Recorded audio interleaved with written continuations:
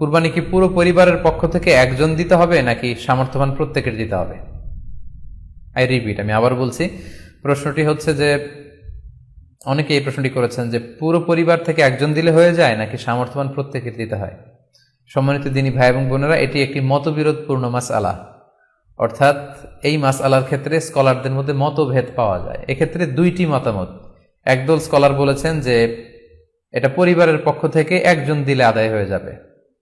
অপর মতামত হচ্ছে যে না, সামর্থ্যবান প্রত্যেকেরই দিতে হবে। আমরা দুইটি মতামত নিয়ে আলোচনা করি।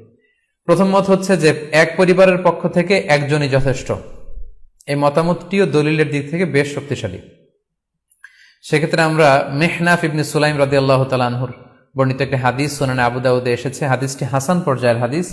তিনি বলছেন, ওয়া নাহনু উকুফুন মা রাসূলিল্লাহ বিআরাফাতিন, আমরা রাসূল সাল্লাল্লাহু আলাইহি ওয়াসাল্লামের সাথে 9 জিলহজ আরাফার ময়দানে ছিলাম।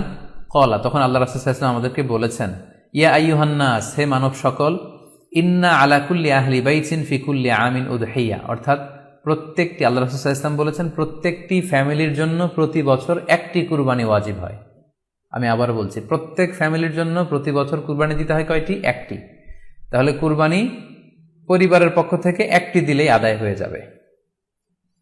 সুনানি তিরমিজির আরো একটি হাদিস আমরা এখানে উল্লেখ করতে পারি। এই হাদিসটিও সহিহ। সাইয়েদনা আতা ইবনে ইয়াসার রাদিয়াল্লাহু তাআলা আনহু, উনি আবু আইয়ুব আল আনসারী রাদিয়াল্লাহু তাআলা আনহুকে জিজ্ঞেস করেছিলেন যে কাইফা কানাতিল উদহিয়া ফি আহদি রাসূলিল্লাহ, হে আল্লাহর নবীর সাহাবী, আল্লাহ রাসূল সাল্লাল্লাহু আলাইহি ওয়াসাল্লামের জামানাতে কুরবানি কেমন হতো, কিভাবে তারা কুরবানি দিতেন? তো আবু আইয়ুব আল আনসারী রাদিয়াল্লাহু তাআলা আনহু উনি বলেছেন, কানা রাজুলু ইউদাহি বিশাতি আনহু ওয়া আন আহলিহি, আল্লাহ রাসূল সাল্লাল্লাহু আলাইহি ওয়াসাল্লামের সময়কালে লোকজন একটি ছাগল কুরবানি দিত তার পক্ষ থেকে এবং তার ফ্যামিলির পক্ষ থেকে। আনহু ওয়া আন আহলিহি, তার নিজের পক্ষ থেকে এবং ফ্যামিলির পক্ষ থেকে। অর্থাৎ এই হাদিসগুলোর আলোকে বোঝা যায় যে পুরো পরিবারের পক্ষ থেকে একজন কুরবানি দিয়ে দিলেই আদায় হয়ে যাবে। স্বামীও চাকরি করেন, স্ত্রীও চাকরি করেন, স্বামীরও টাকা আছে, স্ত্রীর টাকা আছে, দুইজনের আলাদা করে দিতে হবে না। স্বামী যদি একটা ছাগল কুরবানি দিয়ে দেয় তাহলে স্ত্রীর পক্ষ থেকে, পুরো ফ্যামিলির পক্ষ থেকে কুরবানি আদায় হয়ে যাবে। এই হাদিসগুলোর আলোকে বোঝা গেল। দ্বিতীয় আরেকটি মত আছে, সেই মতটি হচ্ছে প্রত্যেক সামর্থ্যবানের উপর ওয়াজিব। এটি ইমাম আবু হানিফার মত এবং আমাদের বাংলাদেশে এটিরই প্রচলন হয়ে এসেছে। আমরা এই মতামতটিকেই বেশি আমরা শুনে থাকি সব জায়গায়, যে যারাই সামর্থ্যবান প্রত্যেকের আলাদাভাবে দিতে হয়। স্বামী সামর্থ্যবান হলে স্বামীর দিতে হবে, স্ত্রী সামর্থ্যবান হলে স্ত্রীকে দিতে হবে, ছেলেরা হলে ছেলের দিতে হবে। এটা প্রত্যেকের আলাদাভাবে ইন্ডিভিজুয়ালি দিতে হয়। এবং সেক্ষেত্রে ওনারা দলিল দিচ্ছেন সুনান ইবনু মাজার একটি হাদিস, হাদিসটি সহিহ, যেখানে আল্লাহ রাসূল সাল্লাল্লাহু আলাইহি ওয়াসাল্লাম বলেছেন, মান কানা লাহু সাআহ, যার সামর্থ্য আছে কিন্তু ওয়ালাম ইউদাহি, সামর্থ্য থাকার পরেও সে কুরবানি দেয় না, ফালা ইয়াকরাবান্না মুসাল্লানা, সেজন্য ঈদুল আজহার দিন আমার ঈদগাহে না আসে নামাজ পড়তে। আল্লাহ রাসূল সাল্লাল্লাহু আলাইহি ওয়াসাল্লাম হুঁশিয়ারি বাণী ঘোষণা করেছেন, ধমক দিয়েছেন যে সামর্থ্য থাকার পরেও যে কুরবানি দেয় না সেজন্য আমার ঈদগাহে না আসে।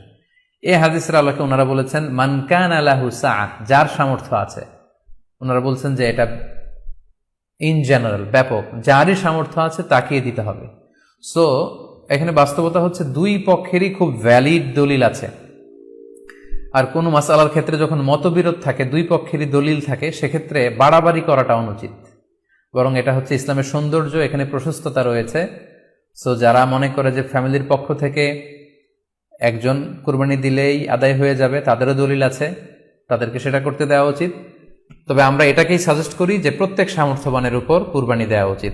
এতে করে যিনি কুরবানি দিবেন উনি সওয়াব পেয়ে উপকৃত হলেন, আবার উনি কুরবানি দেওয়ার কারণে গোশত বিতরণ করলেন, ফলে গরিবরা উপকৃত হলো। সো সামর্থ্যবান প্রত্যেকেরই উচিত বেশি বেশি কুরবানি দেয়া। আশা করি এই মাসালাটাও আপনারা বুঝতে পেরেছেন।